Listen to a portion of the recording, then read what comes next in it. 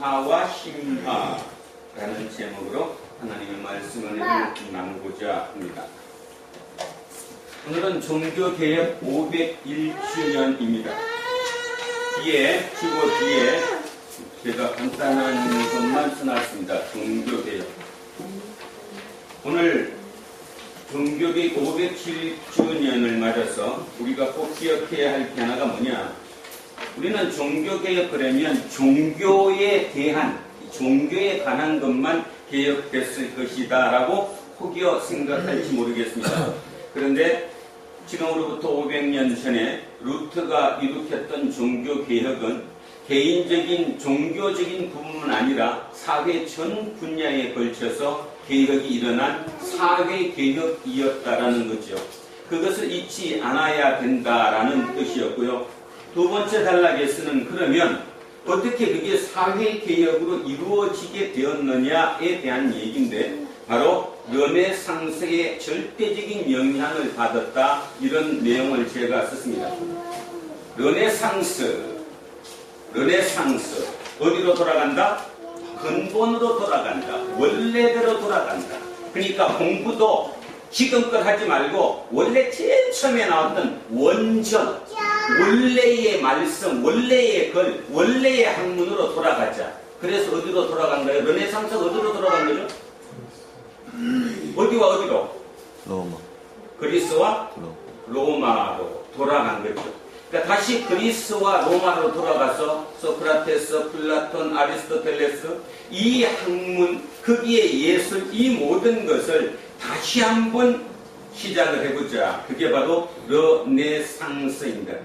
이 르네상스의 영향으로 결국 종교개혁이 성공해서 그것이 사회개혁으로 일어나게 된 건데 그러면 여기서 우리는 오늘 중요한 한 가지의 메시지를 접할 수 있습니다. 뭔가 하면 도대체 르네상스 때문에 종교개혁이 완전히 성공했다. 그 의미가 뭘까라는 거죠. 무엇입니까? 르네상스를 통해서 옛날 그리스 로마 시대에 다시 인문학, 철학 그 시대 걸로 다시 돌아가고 나니까 인간이 어떻게 됐을까요? 생각이 어떻게 됐어요? 생각이 편협해졌던 생각이 어떻게 됐겠어요? 확장이 됐겠죠. 확장이 되니까 받아들이는 것이 그만큼 더 많은 것을 받아들일 수 있었다는 겁니다. 결국은 개혁은 확장이 돼야 일어날 수 있다는 거죠. 여러분이 오늘도 장로님 기도하시면서 왜 우리는 맨날 똑같이 그렇게 사느냐는 말씀을 하셨어요. 왜 그럴까요? 이게 안 바뀌고 있대요. 그럼 이게 왜 안 바뀔까라는 거죠. 이게 왜 안 바뀔까? 인풋이 없으니까. 공부를 안 하니까. 눈 감고 기도한다고 모든 게 바뀔 수 있는 것이 아니니까.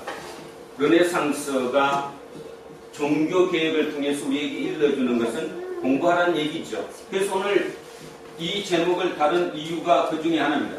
강화와 심화. 강화는 뭐고 심화는 뭐냐? 자, 주보 뒤에 써놨습니다. 한번 확인하십시오. 우리나라의 표준 국어 대사전의 정의에 의하면 자, 뒤에 강화. 첫 번째 명사다. 뭔지 알지? 글자가 뭐예요? 명사로 세력이나 힘이 더 강하고 튼튼하게 한다. 두 번째 명사로 수준이나 강도를 뭐한다? 높인다. 그래서 제가 빨간거로 표시했어요. 강화라는 것은 뭐한 거다? 높이는 거다. 강화는 높이는 거다. 그러면 높이는 거는 위로 올라가는 거니까 보이는 거예요? 보이지 않는 거예요? 보이는 거, 보이지 않는 거? 보이는 거죠. 보이는 거. 자, 밑에 심화. 심화는 명사가 정도나 경지가 점점 깊어진다. 또는 깊어지게 한다. 깊어진다. 깊어진다. 깊어지는 건 어디로 해요? 위로예요? 밑에요? 밑에요. 땅 밑으로예요. 그러니까 깊어지는 것은 보여요? 안 보여요? 안 보이는 거예요. 결국 우리 인생이 깊어짐과 높아짐입니다.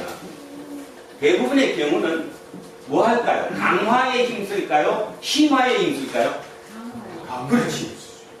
믿음조차도 강화에 힘씁니다.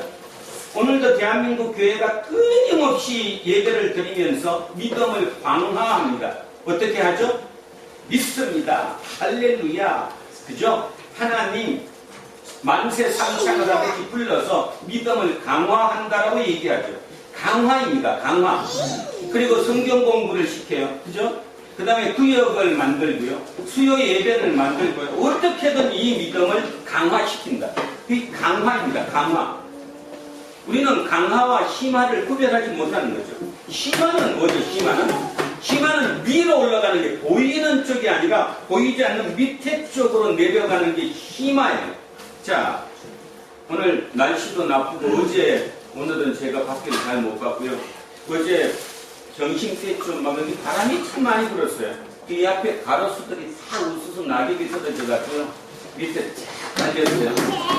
자, 나무 입장에서 보면 나무 입장에서는 한여름에 봄부터 출발해서 여름에 가을에 성장했어요? 안 했어요? 했어요. 그러니까 강화했어요? 심화했어요? 강화했어요. 그랬는데 어느 시점이 되니까 나무가 자기 이파리에게 뭐 했어요? 이파리에게 어떻게 했어요? 나무가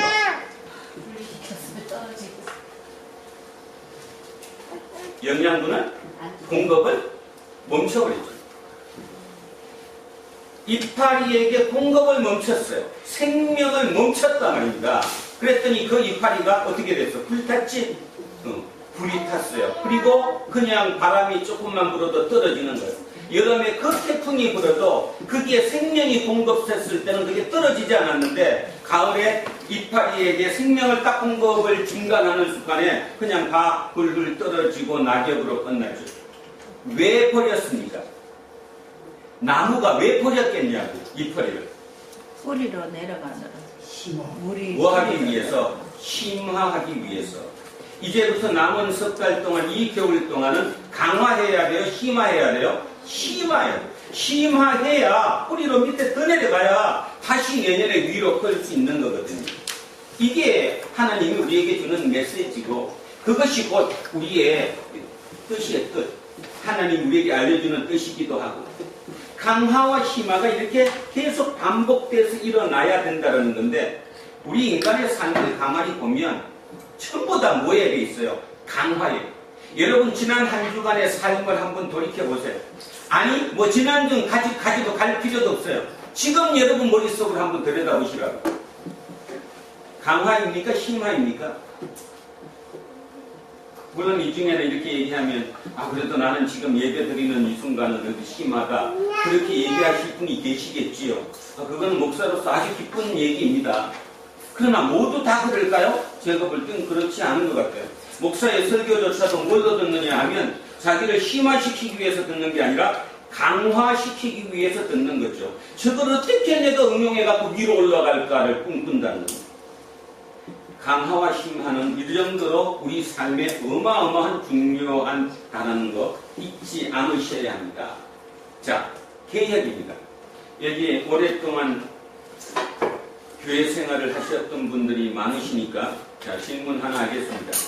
루트의 종교개혁은 500년 전에 일어났는데 구약시대에도 종교개혁이라고 있었어요? 없었어요? 구약시대에 종교개혁이 있었습니까? 없었습니까? 있었습니다. 아주 많았어요. 그 중에 대표적으로 개혁이라고 나오는 게 있는데 언제 때? 그래도 힌트를 하나 드리지요.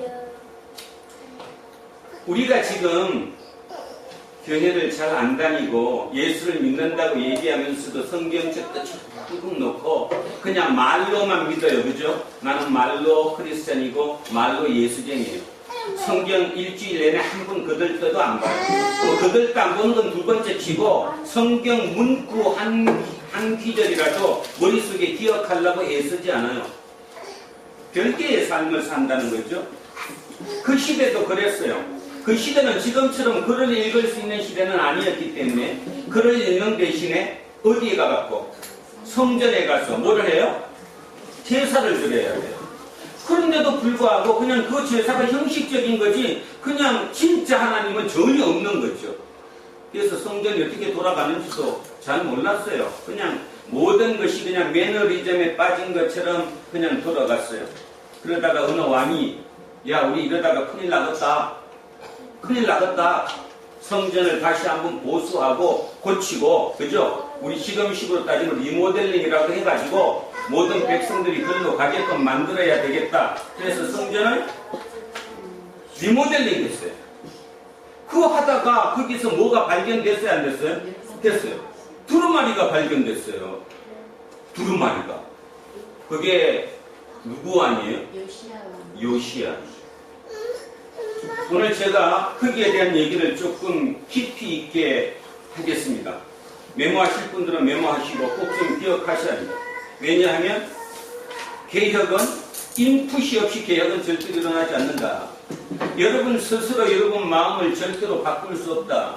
그러나 무언가가 밖에서 내 안으로 들어가면 1500년에 일어났던 그 종교개혁이 1200년, 1300년부터 시작했던 르네상스의 영향으로 인간이 생각하는 범위, 인식의 범위가 넓어짐으로 인해서 그것이 좀 속된 표현으로 먹혀 들어갔던 것처럼 지금 2018년 대한민국에서 아무리 종교개혁을 떠들어봐야 여러분 속에 들어가는 인풋이 없는 상태에서 절대로 일어나지 않는다는 것.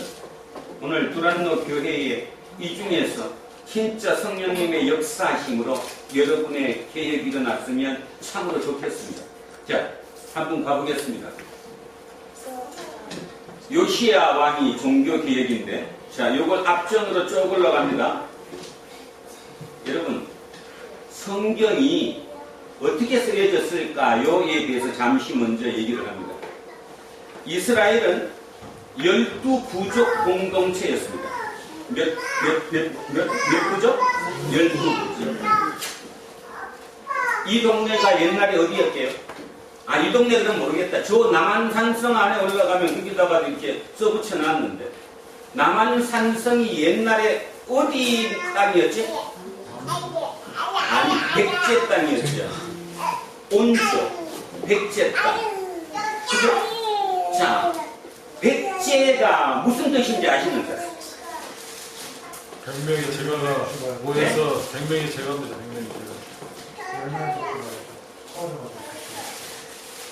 100명의 제가. 백제는 100개의 마을 부족 공동체예요.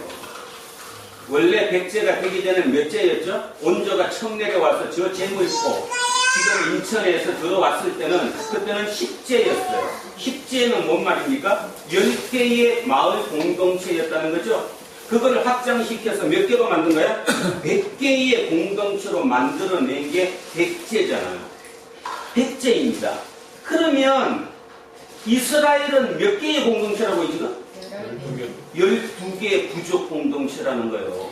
근데 여러분들은 오늘 지금 개혁이 일어나야 됩니다. 잘 들으세요. 그리고 막 마음속에서 진짜 우리 목사 이상해졌다 막 그런 생각이 들 정도 되면 여러분은 개혁이 일어나든 말든 뭔가 변화가 있지만 아닌데 그러면 뭐 생각도 똑같습니다. 자, 지금 섞인할지도 몰라요.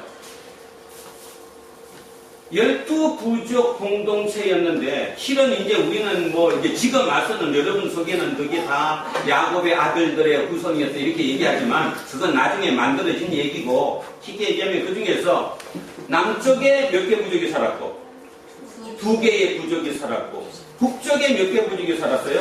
10개. 그럼 당연히 어느 쪽이 센 거예요? 북쪽이 당연히 센 거지. 북쪽이 당연히 센 거예요. 남쪽이 북쪽한테 같이 감히 하지도 못했어요. 자, 그러면 남쪽에도 신을 믿었겠어요? 안 믿었겠어요? 대답 빨리 하시네. 믿었어요. 남쪽에서 믿었던 신 이름이 뭐였게요? 남쪽에서 믿은 신 이름. 그들은 신을 야훼 또는 여호와라고 불렀어요. 그래서 그들이 만든 문서를 여호와의 앞에, 여호와는 Y로 시작하는 게 아니라 J로 시작합니다. J, 알파벳 J. 그래서 J 문서라고 얘기합니다. 우리 하나 가르쳐드렸습니다. 어디의 문서가?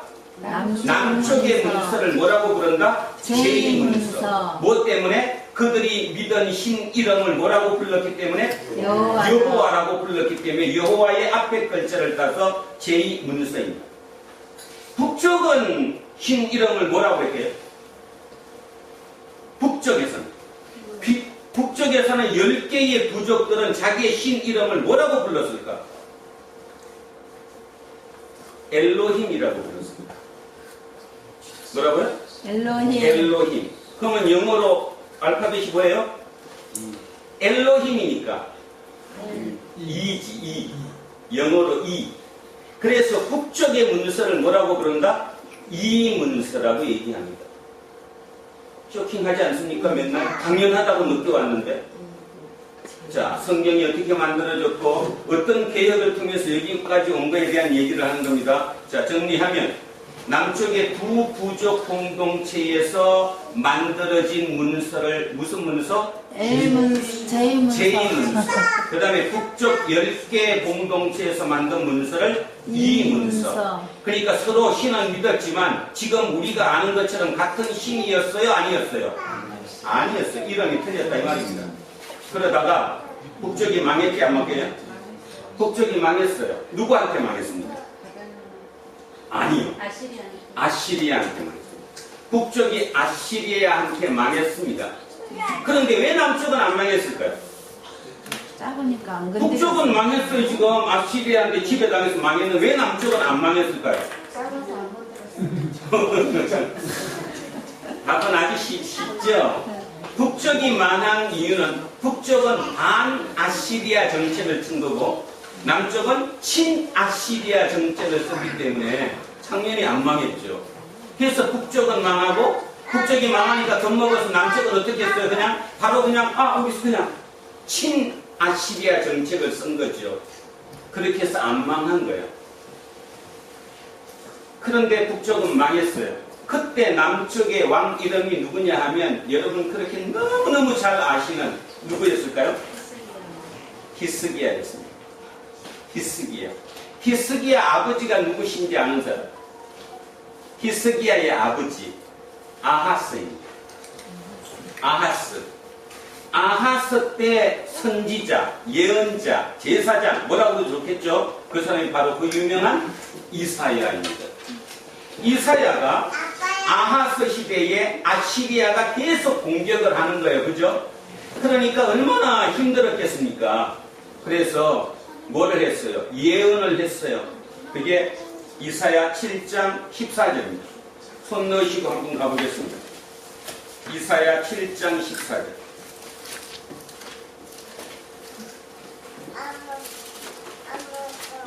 976쪽쯤 있겠네요. 976쪽쯤 거기에 가서 이사야 7장 14절 한번 보시기 바랍니다. 자, 제가 읽습니다. 앞에 거 빼고 그러므로 주께서 친히 징조를 너희에게 주실 것이라. 자, 중요한 겁니다. 이부터 보라 처녀가 잉태하여 아들을 낳을 것이요 그의 이름을 뭐라고 한다? 임마누엘. 한 번만 더 읽습니다. 처녀가 잉태하여 아들을 낳을 것이요 그의 이름을 임마누엘이라 하리라. 이게 여러분들은 머릿속에 이렇게 안 박혀 있는데 이걸 나중에 신약의 저자가 마태복음 1장에서 이거를 인용했죠. 이거를 인용해서 처녀가 애를 낳았는데 그를 임마누엘이라 하리라. 그게 누구라고 해석을 했어요? 예수 그리스도라고 해석을 한 거죠. 신약 시대에 와서. 그럼 여기서 잠깐 이사야가 7장 14절에서 이때 이 임마누엘이라고 해석한 이건 누구였을까요? 이사야가 예수를 알고 미리 예언했을까요? 여러분 그렇다고 생각합니까? 누굴까요? 이 임마누엘이. 제가 지금 다 기다리고 왔는데도 대답 공부를 되게 못하시는 것 같아. 자, 아대하면 지금 누구 시대라고 그랬어요? 아하스. 아하스는 지금 아시리아의 공격을 받고 있는 중이라고 얘기했어요. 그죠? 공격을 받고 있는 중이라고. 그러니까 나라가 위태위태하고 지금 힘들어요. 한쪽은 아시리아, 한쪽은 이집트, 양 강대국에 끼어가고 이러지도 저러지도 못하는 거예요. 지금의 대한민국과 똑같아요. 미국하고 중국에 끼어가고 어느 쪽에 붙어야 될지를 이제 지금부터 판단 한 번 잘못하면 그냥 한 번에 가는 거예요. 그런 시대입니다. 그런 위기의 시대에 이사야가 예언을 한 겁니다. 뭐라고 예언했어요? 지금 처녀가, 여기가 해석이 잘못된 건데요. 처녀가 아니라 여자가, 젊은 여자가 애를 놓을 것인데 그 아이의 이름을 임마누엘이라고 할 것이다. 그래서 그들은 이 임마누엘을 기대한 거예요. 기대. 아, 임마누엘은 나타난다. 이 임마누엘이 누구였을 것 같아요? 히스기야입니다. 히스기야. 그러니까 그 말은 아하스가 죽고 아들 때가 되면 이 나라는 어떻게 된다? 번창한다. 결국 우리는 망하지 않는다. 왜냐하면 하나님이 임마누엘 뜻이 뭐 임마누엘 뜻 하나님이 우리와 함께 하시기 때문에 절대로 우리는 망할 수 없다. 이 믿음을 가졌던 겁니다. 그래서 히스기야인데 문제는 이제 지금부터 잘 들으셔야 돼요. 히스기야 시대 때 북쪽은 망했어요, 안 망했어요? 망했어요. 722년에 BC 722 외우십시오. 722. 722년에 아시리아에게 결국 망하고 말았어요. 그러면 잠깐 마지막 망한 게 722년이면 이미 그 전부터 신경은 있었어요, 없었어요? 있었어요. 막 붙잡아가고 막 난리가 났어요. 그러니까 북쪽에 있던 선지자들이나 또는 북쪽에 있는 제사장들이 남쪽으로 내려왔겠어요? 안 왔겠어요? 내려갔어. 왔죠. 망하니까. 쉽게 얘기해서 지금 북한이 망하는 거예요, 북한이. 그러면 북한에 있던 제사장 대덕이라든가 위에 있는 엘리트층이 남쪽으로 내려와요, 안 내려와요? 이미 내려왔잖아, 우리. 지금 우리 남쪽에 지금 몇 명이 있대요? 탈북민들이라고 부르는 세터민이 25,000명. 약 25,000명이 이미 남쪽에 내려와 있어요. 똑같은 거예요. 그 시절도 북쪽에 이스라엘이 망할 거라고 생각하니까 북쪽에 있던 엘리트층에서 일부들이 내려왔어요. 그냥 내려왔을까요? 자기 문서 갖고 내려왔을까요? 갖고 내려왔죠. 그 문서가 무슨 문서? 또 잊어먹었어. 무슨 문서? 이 문서. 그래서 남쪽에서 드디어 남쪽에 있는 무슨 문서와 제2문서와 북쪽에서 내려온 이 문서를 합쳐서 공부하게 된 거예요. 그럼 어떻게 됐을까요? 생각이 넓어졌을까요? 좁아졌을까요? 넓어진 거지. 종교개혁은 그렇게 일어나는 거예요. 사회개혁은 그렇게 일어나는 거예요. 새로운 거를 받아들이기 때문에 일어나는 거예요. 그래서 그들이 이제 다시 공부를 했어요, 안 했어요? 해갖고 뭐랑 뭐를 합쳐야 돼? 제2문서와 이 문서를 합쳐야 되나 합쳐야 돼요? 합쳐야 되지. 근데 남쪽이 합쳤어요? 북쪽이 합쳤어요? 남쪽이 남쪽이. 받았어. 그러니까 신 이름이 뭐가 돼야 돼? 엘로힘. 제일문서. 신 이름이 뭐가 돼야 돼요? 여호와가 돼요. 야훼가 돼요. 그래서 우리가 지금 야훼라고 하는 거예요. 성경에 야훼만 있는 게 아니라 성경에 엘로힘도 있어요. 창세기 보세요. 다 있어요. 그런데 왜 지금 우리는 야훼라고 부르느냐는 개념을 먼저 여러분이 아셔야 돼요. 이런 거 없이 무조건 믿습니다. 뭐 나는 예수 믿는다고. 안 되는 거예요. 그래서 안 되는 거예요. 지금 이게. 우리는 개혁을 못 하는 거예요. 궁금하지도 않은 거예요. 그냥 미신 믿듯이 똑같이 하는 거예요. 그러니까 센 놈이 이기는 거예요. 뭐 한 사람이 강화한 놈이 이긴다고, 심화한 놈보다. 모르니까. 자, 그래서 성경이 이제 드디어 이제 두 문서가 합쳐져 갖고 이제 뭐가 이렇게 이제 합쳐지기 시작했어요. 자, 그러다가 히스기야가 죽었습니다. 그 아들이 누구죠? 머나세입니다. 머나세는 이스라엘 역사상 가장 오랫동안 집권했습니다. 장장 55년. 55년을 집권했어요. 그러면 한번 생각해 보세요. 아버지가 안 망한 이유, 그러니까 아버지 히스기야가 결국 유다 왕국을 안 망하게 한 이유가 친아시리아 정책 때문이잖아요. 그래, 안 그래? 그래. 그러니까 당연히 머나세도 친아시리아일까, 반아시리아일까? 친아시리아. 그런데 아버지보다 더 심했겠어요? 약했겠어요? 당연히 더 심했겠지, 이제. 지금 우리처럼. 지금 우리는 친미인데, 친미 정도가 아니잖아요? 여러분 사고 속에 친미가 얼마나 들어가 있어요? 그죠? 네. 그럼요. 알게 모르게 모든 게 친구예요. 대학 가서 교수님들 설교가 아니라 강의 한 번 들어봐. 칠판에 뭐만 써져 있나? 영어만 써. 예. 제가 들을 때는 그래도 한문도 써 있어요. 한문. 한문으로. 노 교수들은 다 한문을 썼으니까. 지금은 다 영어예요. 그죠? 그게 뭔 말인지도 몰라요. 제가 하루에 칼럼 한 50개씩 읽거든요. 50개 읽으면 대개 한 40개 이상은 그 단어 중에 영어 단어 안 쓰는 게 아무것도 없어요. 근데 내가 그거 보면서 생각해요. 이거 읽는 사람 이게 뜻을 몇 명이나 알까? 몰라요. 아, 교수가 얘기하니까 저런 말이 있는가 보다 넘어가는 거지. 그 말이 의미가 뭔지도 정확하게 몰라요. 그리고 읽는 거예요. 똑같은 겁니다, 지금. 자, 그랬더니 머나세 때는 당연히 친아시리아니까 얼마나 막 더 심해졌겠어요. 그래서 머나세는 중요한 게 하나 있습니다. 머나세의 중요점. 북쪽이 망했어요, 안 망했어요? 그러면 북쪽에도 신전이 있었을까요, 없었을까요? 있었겠죠. 그럼 어떻게 해야 됩니까? 북쪽에 있는 신전들을 다 폐쇄해야 돼야 돼요. 폐쇄해야지. 그리고 모두가 어디에서 지내게끔? 예루살렘 신전에서만, 성전에서만 제사 지내게끔 하는 방법이 가장 좋은 거 아니에요? 그렇게 해서 그렇게 강화한 겁니다. 잘 살았을까요? 못 살았을까요? 백성들이. 아니, 문하세 시대 55년 동안 백성들이 잘 살았을까요? 못 살았을까요? 잘 살았죠. 친아시리아 정서 썼으니까. 지금 남한이 왜 잘 살죠? 친미 정책을 썼기 때문에 지금 우리는 잘 살아갖고 뭐 배는 게 없잖아, 지금. 언제 끝날지도 모르는데도 신경 안 써요. 똑같이 55년 동안 이스라엘은 머나세 시대는 번영했습니다. 그런데 문제는입니다.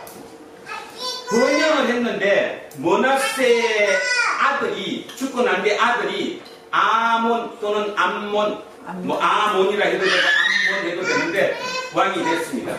그랬더니 머나세 시대에 반발하는 사람도 있었겠어요? 없었겠어요? 있었겠죠. 그들이 누구냐 하면 제사장 계급입니다. 왜 그랬을까요? 제가 설명 지금 다 했는데 왜 제사장들이 저기 머나세를 싫어했고 우리로 따지면 지금 완전히 반대쪽 반정책 그지? 정부의 반정부자가 됐겠어요. 왜 그랬을까? 좀 전에 제가 지금 말씀 다 들었는데 제사 신전을 어떻게 하고 있어요? 신전을 다 폐쇄해버리고 어디서만 드리게? 예루살렘 한권에서만 드리게. 그래야 자기 입장에서 중앙 집권이 쉬워지니까.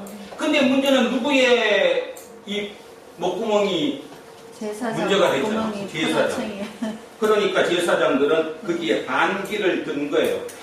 머나세한테는 못 들고 머나세가 죽고 아들한테 딱 넘어가는 순간 반기를 들었어요.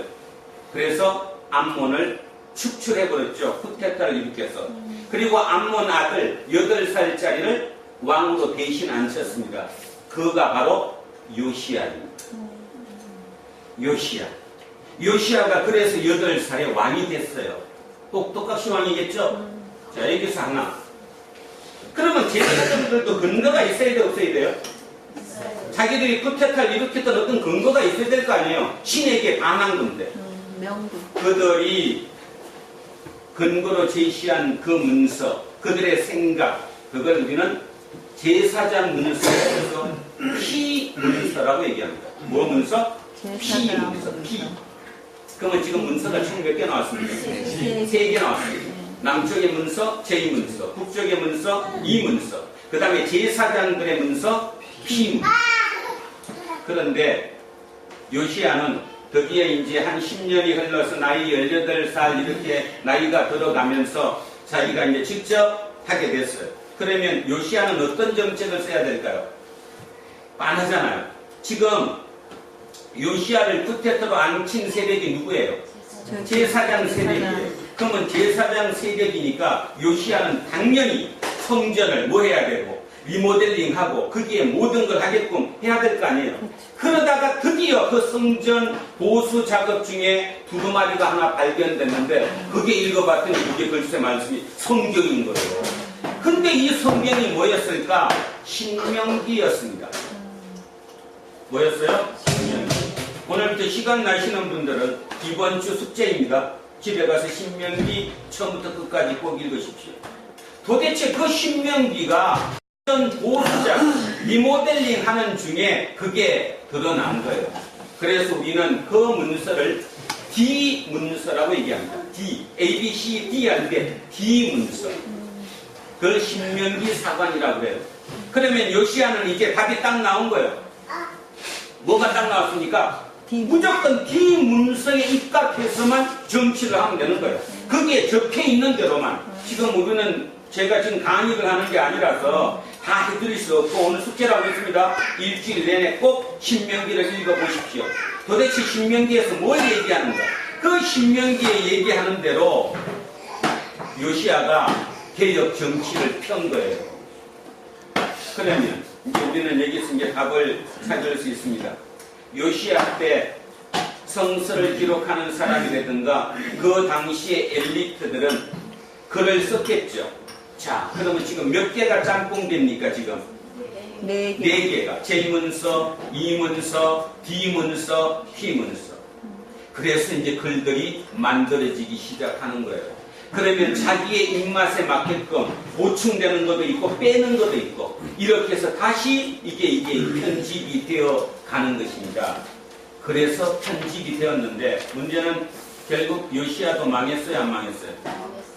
한 100년 뒤에 망했어요. 북쪽이 722년에 망했는데 남쪽은 586년에 망했습니다. 그러면 몇 년 차인가는 집에 가서 생각해 보시고 자, 남쪽도 망했어요. 남쪽이 망하고 나니까 남쪽은 누구한테 망했죠? 바벨로니아한테. 근데 바벨로니아는 자, 정책이 좋았어요. 이들을 똑같이 방에다가 집단 거주를 시키고 같이 살게 했어요. 지금의 우리 뭐 차이나타운 이런 것처럼 미국에 가면 LA 코리아타운이 있는 것처럼 이렇게 우리 이스라엘 사람들 따로 이렇게 타운을 만들어서 살게 했다는 거죠. 그들이 글로 갈 때 뭘 가지고 갔겠어요? 궁정, 기록, 문서, 보관소에 있던 얘기했던 그 문서 모두를 가지고 간 거예요. 그들은 쇼커였습니다. 왜 쇼커였습니까? 하나님이 우리를 버린 거라고 생각했어요. 아니, 하나님이 버린 게 아니라 우리 신 야훼가 바벨론의 신 마르둑한테 진 거예요. 우리는 여러분은 이런 얘기하면 속으로 안 오겠지만 그 당시에 살았던 사람들은 자기 신이 진 거예요. 바벨로니아 신 누구한테? 마르둑한테. 그러다가 절망 중에 몇 사람들은 어떡합니까? 아닌데? 뭔가 해석을 따로 해야 되는데 그래서 해석을 따로 하게 되는 거죠. 해석을 따로 하게 되는 겁니다. 그렇게 해서 나온 게 바로 지금 우리가 알고 있는 모세오경 토라.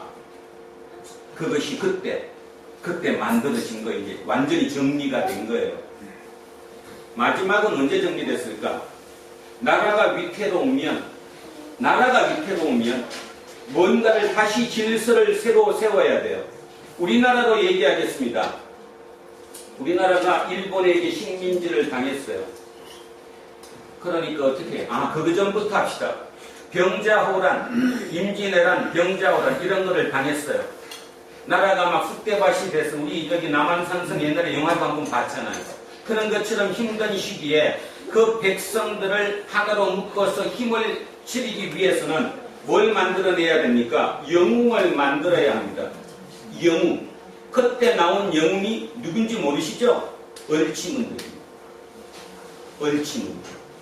얼치문덕은 계속 고구려 시대 때 그 얼치문덕은 바로 조선 중기에도 그렇게 우리의 영웅이었습니다. 그러다가 일제식민치하에서도 당연히 또 누가 영웅이었어요? 얼치문덕, 강감찬. 그죠? 이런 사람들이 영웅이 나왔어요. 이 얘기를 제가 왜 하느냐 하면 자, 얼치문덕은 언제적 사람이에요? 고구려 사람이에요. 근데 얼치문덕이 우리가 모두 알게 된 거는 언제예요? 일본 식민지 시대예요. 그럼 왜 그 얼지문들 우리는 붙들고 그걸 잡고 있었어요? 희망을 얻기 위해서.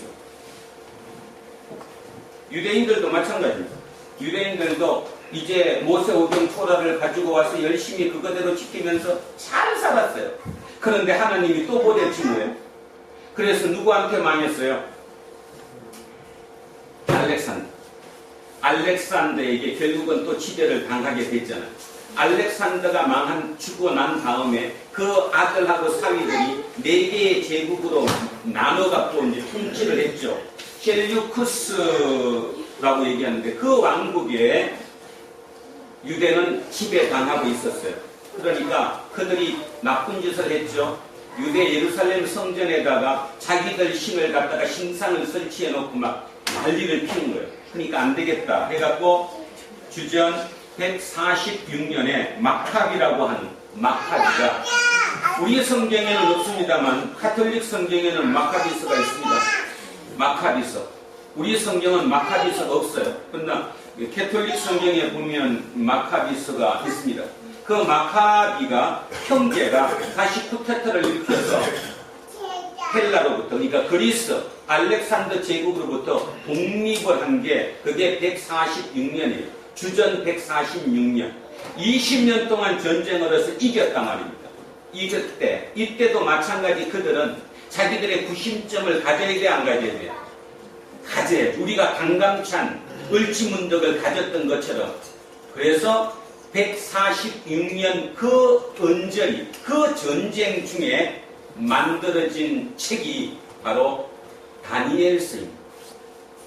제가 이런 구체적인 이유를 아는 거는 이유가 있습니다. 이제 제대로 알아야지 맨날 믿습니다. 알지도 못하고 믿으면 뭘 믿어. 다니엘서. 그래서 성경의 마지막, 구약 성서의 마지막은 언제 완성된 거라고요? 마카비 전쟁 시대에 완성된 것. 그게 무슨 책이라고요? 다니엘서입니다. 그러면 여러분 여기서 뭔가 머릿속에 조금 이렇게 감이 오지 않습니까? 다니엘서 그러면 그게 예언부터 많이 나오죠. 그러면 거기에 나오는 게 그 생각을 하고 그 다니엘을 읽으면 거기에서 얘기했던 그죠, 뭐 철과 했던 이 모든 것이 어딘가 대충 감이 잡히잖아요. 그거를 이겨내기 위해서 간접적으로 표현한 것이라는 것입니다. 그렇게 해서 구약성서가 완성이 됐어요. 그래서 이 구약성서가 지금 우리는 총 몇 권이죠? 36권입니다. 36권을 마지막으로, 이제 마지막이라는 말의 뜻이 뭐예요? 이제는 다시 가피를 하거나 빼거나 할 수 있어요? 없어요? 없어요. 완전히 완전한 형태로. 그게 주후 60년에 얌미와 얌미아 회의라는 곳에서 결정이 된 겁니다. 그러니까 여러분 우리가 보는 이 구약성서가 완벽하게 이 형태로 마지막 남은 게 주후, 그러니까 AD 60년 얌미아 회의에서 완성된 거라는 거예요. 제가 왜 이 성경 얘기를 구체적으로 하느냐 하면, 이렇게 성경은 1000년 이상의 세월을 두고 끊임없이 그 시대에 따라 상황에 따라 들어가고 뺄 거 빼고, 그죠? 첨가할 거 첨가하고 해가면서 여기까지 온 거라는 거예요. 결론적으로 얘기하면 세상 삶의 기준이 뭐라는 겁니까? 성경이라는 거예요. 근데 우리는 지금 성경이 전혀 우리 삶의 기준이 되지 않는다는 거예요. 왜? 옛날 얘기로 들으니까. 여기 지금 앉아서 얘네들 젊은 애들 그냥 옛날 얘기를 듣는 거예요. 옛날에 그런 사람이 있었대더라. 옛날에 다윗이 있었고, 옛날에 히스기야가 있었고, 옛날에 그런 사람. 그러니 우리하고는 전혀 관계가 없는 거죠. 그걸 내 걸로 만들려면 나에게 대입을 해야 되잖아요. 나에게. 내게 이 성경이 대입이 되어야 이게 내 삶이 바뀌든가 뭐하든가 뭔가 되는 거지. 남이 얘기 듣는데 그게 어떻게 됩니까? 오늘 종교개혁주의를 맞아서 제가 여러분에게 감히 말씀드리고 싶은 게 뭐냐? 내 걸로 읽어라.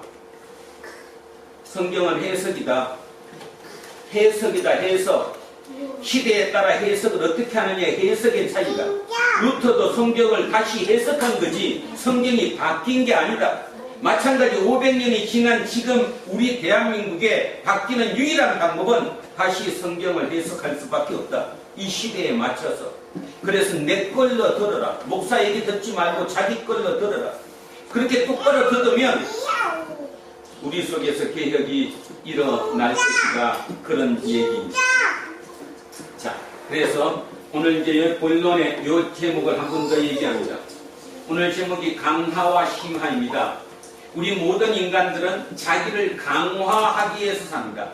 강화는 높이는 겁니다. 높이는 거. 높이는 거는 보이는 거예요. 보이기 위해서, 남에게 보이기 위해서 끊임없이 자기를 강화해요. 그런데 여러분 기억하십니까? 보이는 이 강화는 만족할 줄을 모릅니다. 내가 1m를 컸어요? 아, 내 옆에 사람이 다시 10cm 더 컸어요? 그럼 나는 또 10cm를 더 따라 올라가야 돼요. 끊임없이 그 속에 있는 거죠. 모두가 그럴 수는 없는 거거든요. 나 산의 나무를 보십시오. 모든 나무가 2m, 3m 같이 클 수는 없죠. 그 크는 옆이에 그에게 가려서 햇빛을 보지 못해 작은 나무들도 얼마든지 있습니다. 우리는 그 작은 나무들이 팩입니다. 그렇죠? 세상을 비관하고 팩이에요. 일주일 내내 뉴스 틀면 나오는 얘기는 전부 다 거기에 같이 성장하지 못했던, 크기로 따져서 높이를 추구했던 그 사람들이, 거기에 다운된 그 사람들이 정신에 문제가 생기고 모든 문제가 생겨서 별 일을 다 저지르지요. 부산의 일가족 사건은 참 안타깝죠. 안타깝지만 속으로 우리는 그를 욕할 수 있느냐? 욕할 수 있습니까? 여러분 과연? 그 35살 먹은 그 남자도 그 정도 됐으면 그 여자가 마음에 들었겠지, 그지? 그 마음에 들었던 남자 여자가 만나서 10개월을 잘 만나서 결혼까지 생각하다가 못하게 되니까, 그지? 그 남편은 누구가 싫은 거예요, 이제? 그 여자만 싫은 게 아니라 여자와 관계되는 모든 사람이 싫은 거예요. 그러니 가서 같이 죽고 자기도 죽는 거 아닙니까? 그게 정상입니까? 비정상입니까? 비정상이지요. 이혼한 지 6년이 지났는데도 결국 그 여자를 끝까지 죽이기 위해서 딸까지 둘이나 큰 딸이 있음에도 불구하고, 그죠? 결국 그 차에다가 뭐를? 추적기를 갈아가지고 결국 죽이고 마는 그 사람의 6년 동안의 마음은 어땠을까요? 그게 내 옆에 같이 보던 사람이었는데, 우리는 이 강화에서 우리가 모두가 죽고 있는 거예요. 그런데 저는 요즘 참 희망을 많이 갖습니다. 왜 갖냐면 4차 산업시대, 이제 진짜 앞으로 소유의 문제가 아니라 모든 게 공유로 가면, 지금 GM의 문제가 대단하죠. 어차피 GM은 한국을 떨 수밖에 없습니다. 왜냐하면 여러분 아시다시피 이미 10년 전에 GM은 미국에서 망했잖아요. 망했던 거를 자기 옆에 가지를 쳐내서 이제 다시 살아나고 있는 중입니다. 그 GM이 한국에서 결국 살겠습니까? 왜? GM은 앞으로 뭘로 간다는 거예요? 자동차 회사가 아니라 로봇 택시 회사로 가겠다는 거잖아요. 앞으로 GM은 택시 회사로 가겠다는 거예요. 자기들이 직접 차를 만들어서 그 차를 통해, 그죠? 거대한 택시 회사를 만들겠다는 거지. 한국에서 차를 만들겠어요? 팔리지 않을 거 아니에요, 그죠? 지금 얼마나 심각한 경우입니까? 문화세가 문제입니까? 히스기야가 문제입니까? 그죠? 요시야가 문제입니까? 지금 보통 심각한 것이 아니에요. 결국 그렇게 되면 이 강화라는 개념은 없어지죠. 2050년이면 전 세계 차가 10억 대가 돼야 되는데 그때 가면 3억 대가 된다네요. 10억 대가 있는 차가 3억 대로 줄어들면 차 생산하는 회사는 당연히 죽어갈 수 없는 거지. 안 그래요? 차가 팔리겠어요? 공륜대 그냥. 자, 이렇게 해서 강화가 앞으로 없어질 거라는 것입니다. 그럴 때 인간은 뭐 해야 될까? 인간은 심화로 가야죠. 심화로. 내가 누군가? 하나님이 과연 누구신가? 우리는 어떻게 살아야 할 것인가? 이쪽으로 갈 수밖에 없다는 겁니다. 지금이라도 우리는 이쪽으로 옮겨가야 한다는 거예요. 옮겨가면 우리는 이 나머지 이 땅의 삶을 그럭저럭 살 수 있지만 옮겨가지 못하면 지옥의 삶을 영원히 사는 것뿐이라는 거예요. 밑으로 내려가는 것은 힘하고 위로 올라가는 것은 강화예요. 강화와 신화가 교묘하게 균형을 맞춰야지 오직 힘화 없는 강화는 죽는다는 겁니다. 그 힘화를 우리는 일요일날 예배를 통해서 하나님의 말씀이라는 그 말씀을 통해서 우리는 힘화할 수 있는 겁니다. 그런데도 불구하고 교회에 오셔서 그 1시간 채 되지 않는 그 예배 시간 동안도 심화하지 못하고 끊임없이 자기 강화를 위해서 이 설교를 듣고 있다거나 예배를 드리신다면 여러분은 진짜 심각하신 거죠. 저 앞에 나무들이 낙엽을 버리고 다시 3개월을 죽이면서 심화의 과정을 거쳐서 또 내년을 바라보는 것처럼 우리는 우리 삶 속에 이거를 하지 않으면 큰일 난다, 그 얘기라는 것이죠. 자, 오늘의 본문에도 똑같은 얘기가 나옵니다. 자, 오늘의 본문 들어가 보겠습니다. 앞에 얘기는 이제 뺍니다. 그냥 바로 하겠습니다. 자, 아래와 같이 편지하노니 일렀을 때 글라우디오 루시아는 총독 벨릭스 가깝게 문안합니다. 자, 글라우디오 루시오가 누구죠? 천부장. 지금 사도 바울을 잡아가지고 470명의 군인을 통해가지고 보내주는 그 글라우디오 루시아. 자, 여기 해석 좀 하겠습니다. 글라우디오, 로마의 4대 황제입니다.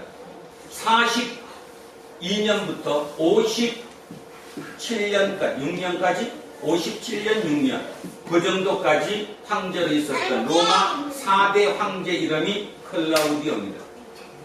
클라우디오. 그러니까 이 클라우디오는 누구의 성씨라는 거예요? 로마 성씨예요? 아니면 그리스 성이에요? 로마. 그래서 클라우디오라는 말은 로마의 성입니다. 루시아, 이거는 그리스 말입니다. 결론적으로 뭔 말이에요? 글라우디오 루시아라는 말은 이해를 돕기 위해서 이렇게 하겠습니다. 할아버지가 대구에서 열심히 살다가 도저히 밥 먹고 살기 어려워서 일본으로 갔어요. 해방이 되고 다시 일본에 한국에 나왔다가 한 1년 살다가 도저히 못 살겠다. 그래서 일본을 다시 들어가서 정착했습니다. 그분이 아들을 낳았고 그 아들이 또 아들을 낳았습니다. 손자죠. 그 손자가 머리가 참 똑똑했습니다. 고등학교를 다니고 중학교를 다니고 고등학교를 다닐 때 그 전교 1, 2등을 다투던 그 수재는 담임선생한테 얘기를 듣지요. 너는 제1조선인이기 때문에 좋은 학교를 갈 수 없어. 그러니까 미리 알아. 그는 쇼크를 받습니다. 부모에게 용돈을 얻어서 미국으로 공부를 하러 가죠. 고등학생 신분에. 결국 그렇게 공부했던 우리나라 이름으로 손정의입니다. 그 아버지가 얼마나 정의로운 사람이면 한문으로 정의입니다. 정의롭다는 그 말 그대로 정의입니다. 그래서 자기 성에다가 이름을 정의라고 지어서 손정의. 그도 결국은 그 자기 아버지, 할아버지의 그 고생했던 것을 일본에서 이루기 위해서 애를 쓰죠. 그러나 결코 국적 때문에 막히고 맙니다. 90년에 그는 일본 국적을 취득해요. 자, 중요한 사실. 일본 국적을 취득하는데 일본 법을 바꿉니다. 왜? 이름을 마사요시 손이라고 짓습니다. 지금 제 이름에서 뭔가 떠올랐나요? 글라우디오 루시아와 마사요시 손이 같은 뜻이에요. 무슨 뜻이에요? 마사요시는 어디 이름이에요? 일본 이름이에요. 손은? 한국. 그렇죠. 이해가시겠습니까? 마사요시 손입니다. 그러니까 손이라는 말은 일본에 있는 성이 아니기 때문에 쓸 수 없다. 그래서 그거 한 건 어떻게 했어요? 부인 성을 손으로 바꿔버렸어요. 부인은 일본 국적이니까. 그래서 손씨라는 성을 일본에다 만들어버린 거죠. 그래서 마사요시 손이에요. 마음이 어떤 마음이 있겠습니까? 내가 일본에서 살았고 일본에서 태어났고 살지만 내 뿌리는 어디라는 겁니까? 한국이라는 거예요. 한국. 그러다가 보니까 이름 자체를 마사요시 손 이렇게 씁니다. 똑같아요. 글라우디오 루시아는 글라우디오 황제 때 돈 주고 샀어요, 안 샀어요? 돈 주고 뭘 샀어요? 로마 시민권을 샀어요. 자, 자기 이름은 원래 뭔데? 루시아. 그래서 글라우디오 루시아입니다. 여기서 우리가 체크할 수 있는 거, 그때는 그것도 팔고 샀구나 했구나 이렇게 얘기죠. 우리나라는 사고 팔고 했을까요, 안 했을까요? 우리나라 조선시대도 아주 많이 했습니다. 떨어졌어?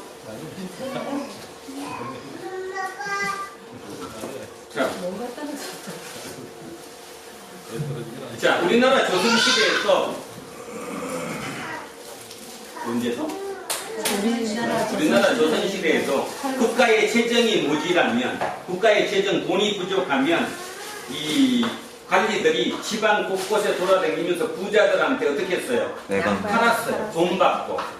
그게 뭐예요? 내관 공명첩입니다. 공명첩. 공은 한문으로 빈공, 명은 이름명, 공명이 뭐예요? 이름을 쓰지 않고는 임명장이에요. 이름을 쓰지 않는 임명장. 그러니까 뭐야? 돈 주고 사가고 자기 이름을 쓰는 거지. 그래서 쌍놈들이 양반이 되고요. 관리가 되고요. 지방의 한 사람들이 관리, 관직을 가졌어요. 근데 이게 중요한 것은 실질적입니까? 명예직입니까? 명예직입니다. 아주 많았어요, 우리나라도. 지금은 있을까요, 없을까요? 지금은 있어요, 없어요? 많죠, 지금도. 큰 대학교 같은 데 가면 뭐 있죠? 명예박사. 여러분들 빨리 까야지 돈 벌어서 명예박사. 본진면요 박사학위래요. 그래서 명예박사예요. 우리는 옆에 그런 상을 보면서도 그런 생각을 안 갖죠. 세상은 똑같습니다. 로마 시대나 조선 시대나 지금 시대나 지금도 우리는 주고받고 많이 합니다. 명예 박사들의 대부분들이 그렇습니다. 특히 정치인들 앞에 벽 보면 엄청나게 많죠. 어디 대학교 명예 박사. 돈 주고 사는 거예요. 똑같이 이 시대도 마찬가지였습니다. 왜 그렇죠? 왜 이 시대에도 로마가 이걸 팔아먹었을까요? 팍스 로마나. 제가 누누이 설명하고 있습니다. 팍스 로마나. 200년 동안 로마의 평화. 말로는 굉장히 좋은 로마의 평화인데 로마의 평화가 뭐예요? 전쟁이 없었어요. 그 당시는 전쟁이 경제입니다. 전쟁을 해야 경제가 발생하는 거거든요. 그런데 200년 동안 전쟁이 없었어요. 그러니까 경제가 당연히 좋을 리가 없는 거죠. 그러니까 팔아먹은 거예요. 그래서 글라우디오 루시아예요.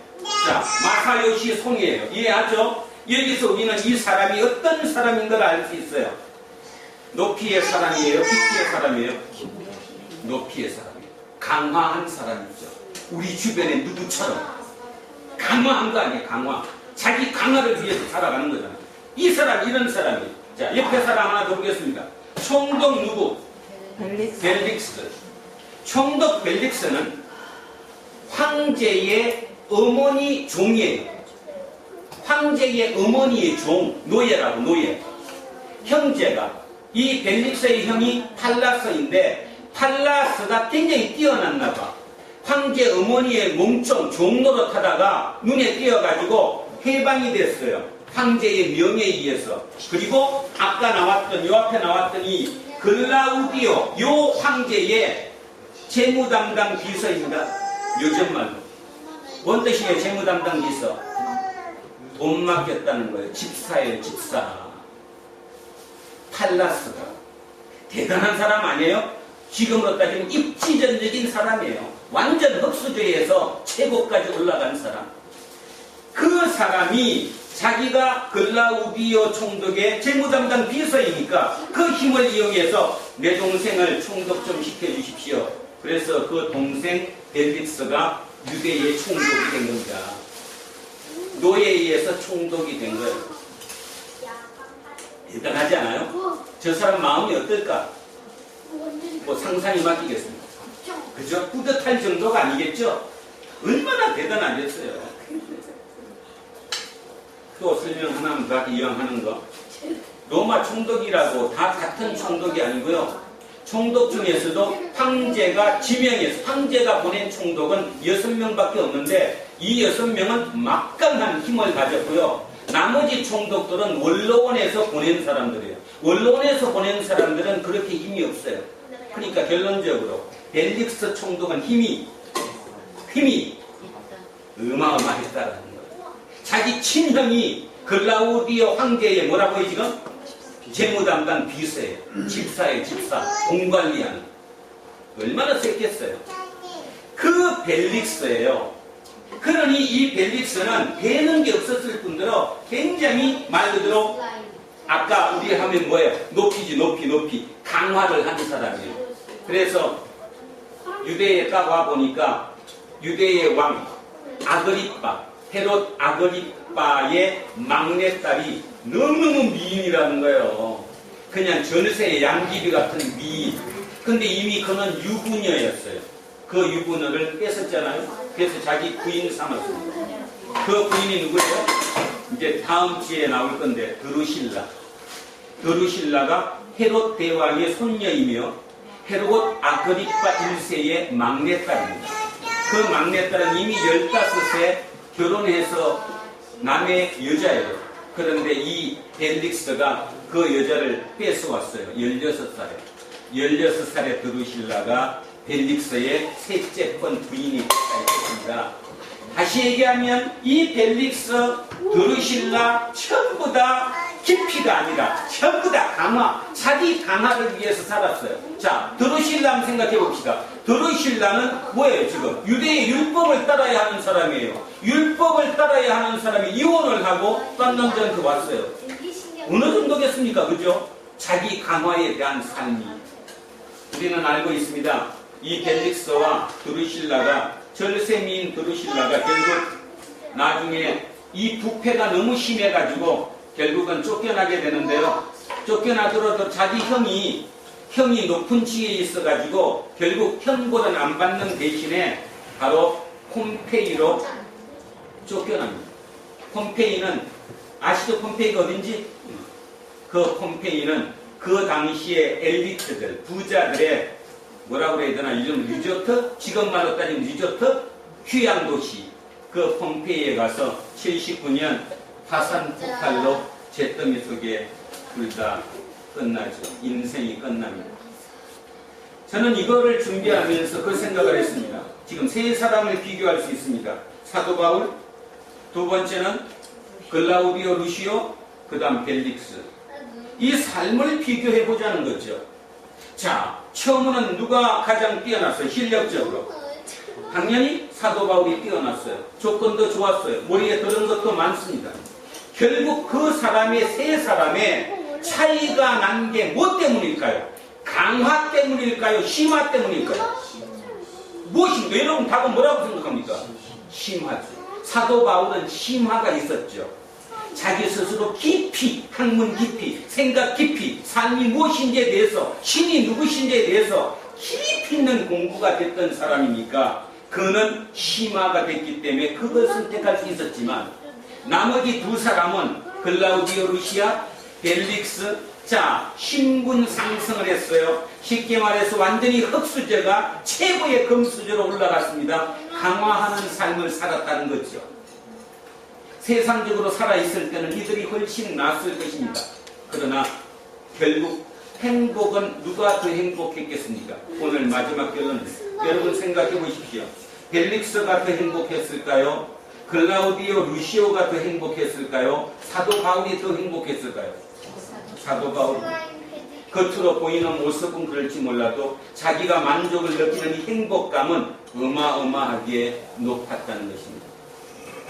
지난주에 인간극장에서 한은주 선생님이라고 93대신 의사 선생님, 여자분에 대한 인간극장이 있었습니다. 마지막 금요일날 그분이 이런 얘기를 하셨어요. 무료로 진료하는 게 돈 받고 진료하는 것보다 훨씬 행복하다고. 그거는 경험하지 못한 사람은 절대로 느끼지 못한다고. 똑같습니다. 심화의 삶을 사는 사람을 강화의 삶을 사는 사람이 절대로 이해하지 못하지만 그래도 불구하고 실제로 심화를 경험한 사람들은 그 행복감은 무엇과도 바꿀 수 없는 거죠. 종교는, 하나님은, 예수 그리스도는 우리에게 가르쳐주는 것을 심화를 가르쳐주는 것, 강화를 가르쳐주는 게 아닙니다. 그 강화를 끝없이 추구했던 여의도의 땡땡땡이나 저 명일동의 땡땡땡이나 누구나 다 마찬가지.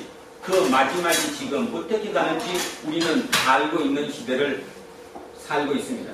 그런 면에서 우리는 비교할 수 있다는 점에서 또 그 결과를 알 수 있다는 점에서 얼마나 행복한지 모릅니다. 아멘? 안 하셔도 돼요. 강요하지 않습니다. 그러면 빨리 가세요. 별로. 오늘도 이 시간에 여기서 잊어 듣지 말고 거기 가셔서 그런 행복감을 느끼면서 살아가시더라고요.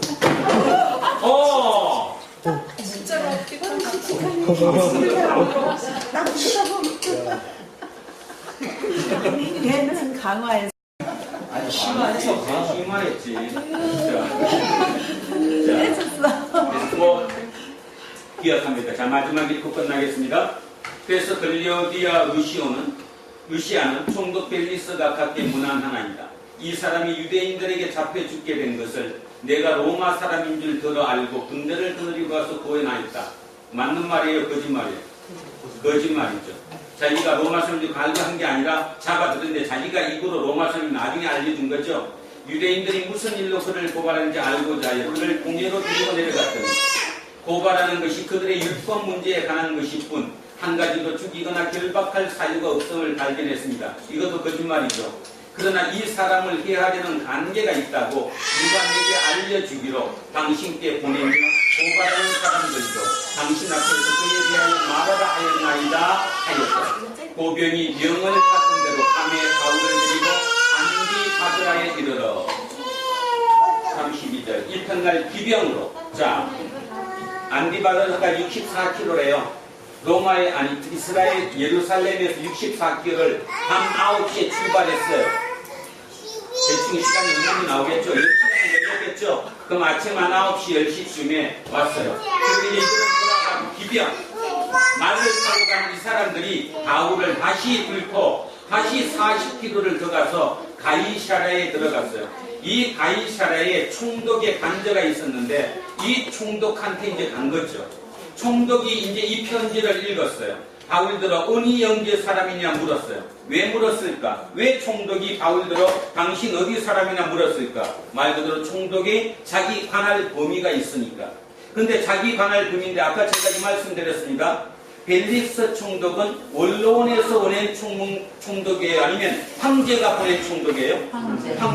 황제가 보낸 총독은 웬만한 넓은 지역까지 내 지역이 아니더라도 내가 재판할 권리가 있었어요.